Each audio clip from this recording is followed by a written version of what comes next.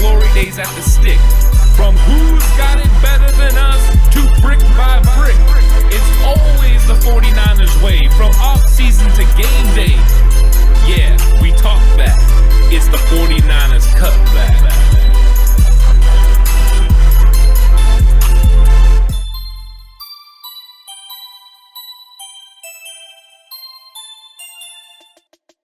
It's 49ers Cutback Podcast time, and we have a very interesting conversation today because which bubble players, guys on the verge, maybe will make this team, maybe will not, but which guys do we think that are on that bubble that are going to make the roster? It's a great conversation because this roster's loaded. It is. This one took a while. We were both sitting there talking about this. We wanted to do this one. Came up with some names, sat around for way too long, and we're like, I don't know. This is tough because every single one of these names that we're going to throw out there could have a chance. But that means there's a really talented player somewhere, maybe the same position, maybe somewhere else on the team, that they're going to have to cut loose in order to make that happen. So that's not easy. So, you know what? Show us some support right now. Hit that subscribe button if you haven't already. Hit that notification bell as well. Smash that like button. Share it with the rest of the faithful, because a lot of you are going to like some of these. A lot of you are going to dislike some of these, and that's all right. It's going to generate a conversation. You can tell us which players we should have put on our bubble list, and you can let us know right now which players we should be talking about. But, Ant, we'll start with you on the offensive side of the ball. Offensive side of the ball, sir. Who is your bubble player that could make this roster in 2021? My bubble player is Travis Benjamin. Okay. I think this guy is, right now, he's kind of on that verge where he can make it or he can not. It all depends on if he can beat out Richie James or not. And I think that he can. I think this guy can make this roster, and if he does, he will make an impact. You pair him with Kyle Shanahan and the way that Shanahan's able to scheme people to get open, and his dynamic speed and ability can, cause plays and make plays and cause issues for other teams, and I like it. And I just think about the possibilities you can do with this guy. I think about what he did with Shanahan in Cleveland, and it just makes sense to me that this guy can make the roster. I think a lot of people sleep on his ability. Yes, he didn't do great in LA with the Chargers, but no one did great in LA with the Chargers except for Keenan Allen.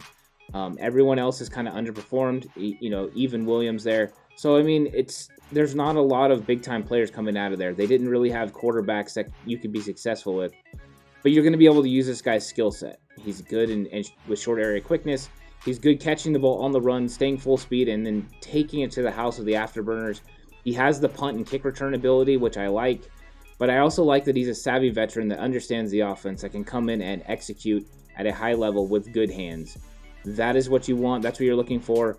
Somebody that's your fifth, sixth receiver in this offense. He could be beneficial and dynamic, in fact, in Kyle Shanahan's offense. That's a really good one. It really is, because of all the reasons you just stated and said, and the fact that I myself forget about the time in Cleveland. I forget about the fact that Shanahan was the coordinator there, and he had a lot of success, and that's what led to the big contract and the opportunities with the Chargers. Everyone, that doesn't click, doesn't sit. So Travis Benjamin is a guy who's being slept on, and very well be a guy that we all consider is on the bubble that Kyle Shanahan's looking at right now and going, no, you're not on the bubble. You're going to be an intricate part of this offense, and I can't wait to get you on the field. Yeah. Right? That very well could be the case. I'm going to go with the quarterback. Ooh. For my bubble player. You and I had toyed around and tossed around the idea of two quarterbacks this year. Yeah. Right? Only rolling with two because you have Jimmy, you have Trey, and you and I both feel, and there's a good chance Kyle Shanahan feels, if we have to go any deeper than those two, the season's over, right? So you roll with those two, you save the roster spot for someone else. But if there's one thing that I know and you know about Kyle Shanahan, is that Kyle Shanahan loves his quarterbacks, and he loves quarterback prospects and opportunities. And this gentleman they gave a nice contract to with a nice little chunk of money, and you said if you follow the money, it looks like Nate Sudfeld could make this roster. And that very well could be the case. And that's why Nate Sudfeld is my bubble player that can make this 53-man roster. We're technically 54, I guess. For one big reason: size, arm strength. If the other two guys go down, he can be a guy who can maybe potentially push the ball downfield. He's also a guy that if you put him on your active roster to start the year off, you could eventually send him back down to your practice squad if things get wonky position-wise. Otherwise, And there's probably not a team who's going to be like trying to swoop up Nate Sudfeld from you unless someone else is having desperate quarterback issues. So it may be a thing where early on in the year, he's trying to hedge his bets, right? If Jimmy's not playing well and they decide they want to just move on from Jimmy Garoppolo early and go right to Trey Lance, that you have a guy who's up with the team, been practicing with the team, hasn't been doing practice squad stuff, has been working out with the team and getting some reps and at least prepping in the quarterback room every day if you're going to move on from Jimmy Garoppolo if he's playing bad. So it may be an early on thing. But I think Nate Sudfeld has all the physical tools, size, arm strength, things of that nature, the mobility to get outside the pocket as well. He's not the quickest guy in the world, but he can move. He's not a stationary target there in the pocket. Like he'll move, he can move the pocket, right? Play action, things of that nature. So I think he's a bubble guy. This was really the only guy on offense that I was really willing to do this with because I don't think there's a lot of other pieces that are bubble-like players. Yeah. Right? There's guys who I think they're just going to be battling out. One guy's going to get it, one guy's not, right? You have the Hasty situation in Gallman. One guy's making it, one guy's not making it. Mm-hmm. This is a good chance Elijah Mitchell's making the roster, right?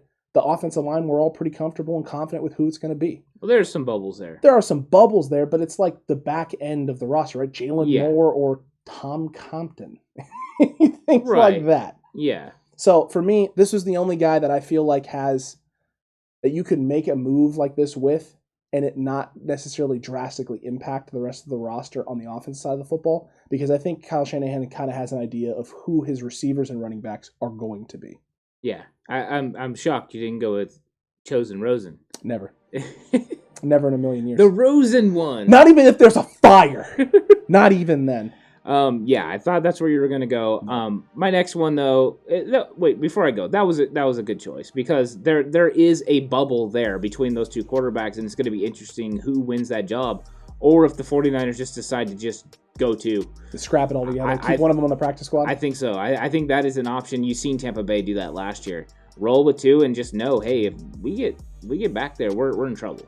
Well, Tampa Bay, Tampa Bay. With Tampa Bay, if Tom goes down, you're in trouble because you had Gabbert. Yeah, and they still have Gabbert, which is wonderful for them. Yeah, so good luck if you ever have to see the Gold Rush because you're probably going to see Gabbert, and then that's good for us. But as far as defense goes, I'm going to go with Tavon Wilson. I like that one. Because I think that the 49ers brought him in to play the free safety role and to back up Jimmy Ward. And he's going to come in there and battle. And I think that we do have a little bit of a logjam at the strong safety spot. But I think Tavon Wilson has a good shot to make it because of his diverse skills. He is better in coverage than Hufanga and Jefferson. So you definitely need a coverage safety to go along with. If Tarvarius Moore would have been on this roster, Tavon Wilson would not be. But because Tarvarius Moore is not on this roster, he definitely can make the team. You need that guy that can play the deep third. You need that guy that can play good coverage against a tight end. So he is somebody that makes sense. That's why I'm going with him because, to me, you just have to have the guy. You can't suit up Tart, Hufanga, and Jefferson, 3 strong safeties. So maybe that is a glimpse into the fact that I think one of these guys could be playing another position or at least using a roster spot for another position because I think that they do need to keep Wilson around. Okay. I have to make a switch now. I have to shift gears because that was going to be my guy. Was Tavon Wilson. And I don't want to piggyback and harp on all the things you just said because all of those things are correct. It's a lot of strong safeties to have on the roster with no one behind Ward. Yeah. You have to address it somehow. That's probably what Tavon Wilson will end up being, and that's why I think he has the best opportunity as a bubble type guy with all the safeties to make that room. So I'm going to shift gears to cornerback. Into Tim Harris Jr. Ooh, I like it. I had him written down as well. This is a guy who a lot of 49ers fans are sleeping on. You just hear the Ambry Thomas and the Diamador Lenore name, and you immediately assume there's your future. Right now, they're ready, and you forget about the fact that a guy like Tim Harris has been around for a while. He knows the system, and he's gotten better. Mm-hmm. He hasn't had a lot of opportunities and chances to demonstrate it, but when he's been on the field, he has played fairly well, especially in the slot. This is a guy, if something were to happen to K'Wan Williams, how comfortable are you right now with a young rookie in Diamador Lenore to stick him out there? I don't know if I'm ready yet. Especially early on the season, I don't know if I'm ready, and I'm sorry. We all love him. We all love Shark, but he has gotten hurt and dinged up and nicked up. So a guy like Tim Harris Jr., who has the experience, who's been in the system, who understands, who knows, change the scenery with D'Amico Ryans now calling the shots and everything else, maybe he's ready to take on a little bit more of a role and can handle that. But he's not a guy that 49ers fans should be sleeping on. He's a vet in this league. He's played. He's been in the league for a while now. He understands the system. He understands the grind of what it takes to be an NFL caliber player. Yeah. This is not a terrible option behind a guy like Shark if you absolutely have to go to him. If you're talking about talent, 100% this guy is a very talented guy. He could have easily been a second or third round pick, but because of injuries fell all the way to the 6th. He's not that far off talent-wise from like a Diamond or Lenore. Plus, you bring up a good point because the bubble that he's on is beating out Dante Johnson. Dante Johnson can play in the slot. Dante Johnson can play on the outside. That's the flexibility of Dante Johnson, which I think is why the 49ers right now have him in that 5th cornerback spot. Yes. You have him, Ambry Thomas, Diamond Lenore behind the 2 starters, and you have a pretty good room. But Tim Harris has that ability, and he has length. He's 6'2", he's 215 pounds. So he's got a lot of length and size. Can he play outside of the cover 3? I don't know because we saw one preseason of Tim Harris Jr. If we see it in preseason this year, if he goes out there and he's locking people down, we get into training camp and we see him just doing a great job, he could make this roster because they would definitely prefer him to make it over a Dante Johnson because of the physical skills. Yes. And if he's better and he can stay healthy, that's a key. The guy hasn't been able to stay healthy. It seems he gets hurt at improper times or bad times. Right when he's about to get his opportunity, it is, and then we have to go to Brian Allen. It's true. I mean, if he wouldn't have got hurt last year, he would have saw significant playing time. They did not want to play Witherspoon. Witherspoon was nicked up. Mosley was nicked up. It would have been a great time for him to get out there and be able to show what he can do. And we haven't got to see it at a high level and get to see him play a lot of football.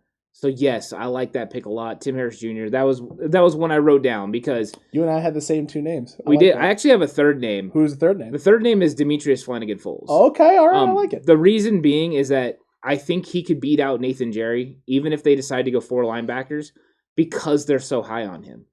And he's a special teams guy. If you watch him on kick and punt, the guy flies down there and makes tackles. He's really, really good. But I think they're high on his ability of what he could do, and he's been developing in that linebacker role now for 2 years under DeMeco Ryans. Flanagan-Foles is super fast, plays sideline to sideline. You saw the elevation of Alshir's game. Flanagan-Foles has been on a similar trajectory, so it might be hard to move off of him as well. So he's on the bubble for sure, but he has the ability to make the team. But on the list that we talked about, I would definitely put him in 3rd likely to make the team. No, that's fair. That is 100% out of the defensive guys. Yeah, out of the defensive guys, that's the third most likely. The other 2 are more plausible than I think he is at the moment, if that's the scenario you're looking at. Look, at the end of the day, right, this is one of those situations where preseason is going to have such a huge impact on this roster and the names that fill out this roster. Because you know who the talented starters and the kind of, your 6th or 7th man on your O-line are going to be, your 6th or 7th rotational guy on the D-line. Those names you know who those guys are going to be. What we don't know is the depth behind that because there's so much talent everywhere all over this roster. Who is running back 4? Who's running back 3, right? Who's wide receiver 4, 5, and 6?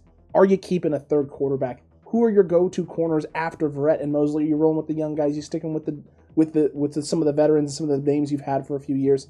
Safety-wise, outside of your Tarts and Wards, what direction do you really want to go with this core? There are so many questions to ask, and there's still so much time till week 1 of the regular season. So much can still change.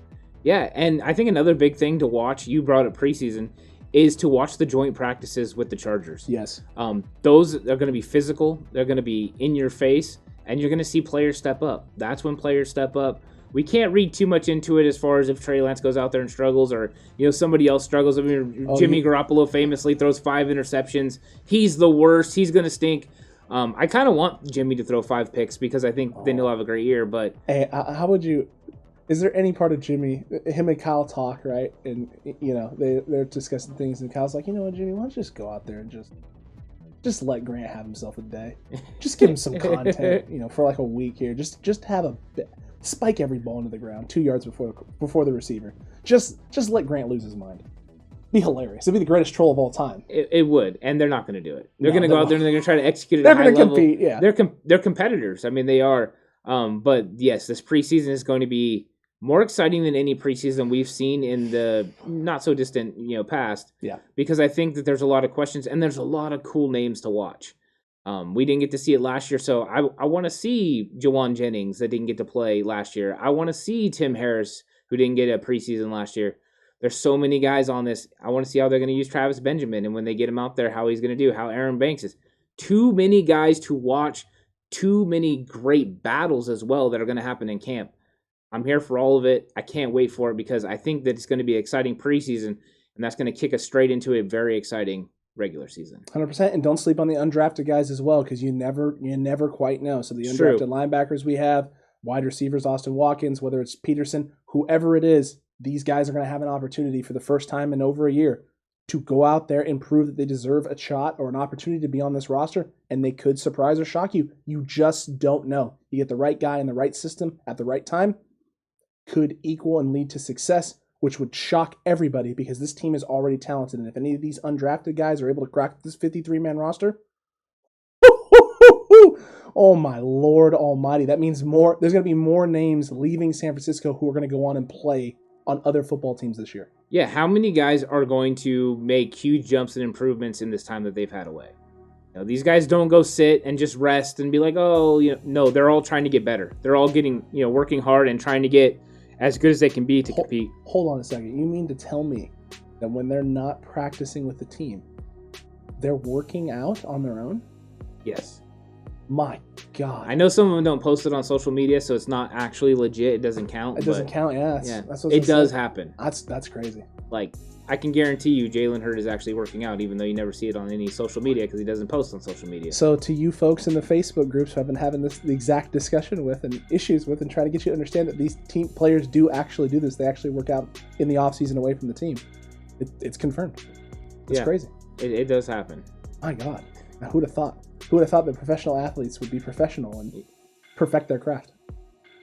What a novel idea. Stunned, man. Absolutely stunned. Let us know what you thought about these bubble players down below. Did you like them? Did you hate them? Did we forget somebody that we should have? Should it have been Chosen Rosen instead of Sudfeld? We want to hear from you. Let us know down there below in the comment section. And while you're down there, don't forget to like. Don't forget to subscribe. Don't forget to hit the notification bell. And most importantly, check out the 49ers Cutback merch shop. Link is in the description down below. We got everything you can need from Cutback Crew merch, which is just too sweet, to 49ers inspired gear, and also just your standard 49ers Cutback gear. Yeah, jump over there and get your 40 freaking Niners t-shirt or your, block, catch, run. Fear nothing. Fear nothing, shirt. There are options over there, but you can also get sweet ones like this, the 49ers Cutback logo t-shirt, or even just your Cutback Crew shirts. There's lots of cool stuff over there. Make sure you head over there and check it out. But these are the great conversations I like to have, especially about guys that are towards the end of the roster that could end up making it and then making an impact on the team. That's my favorite part of preseason. I think I've said this before. I love watching third and fourth quarter to see these guys. You get to see the potential of what the 49ers can do down the road. But there are bubble guys I'm sure we missed, and I'm curious to see who they are. I have a feeling that we're going to hear some. Maybe it's Sean Coleman. Maybe it's Colton McKivitz. Any of these guys that are maybe on the bubble that lose that swing tackle spot, I am curious to see what we hear from them. 100%. We can't wait to hear from you. We can't wait to discuss this even more with you in the comment section down below. Cutback Crew, 49ers fans. Until next time, though, you stay safe. Remember, the right way is always the 49ers way.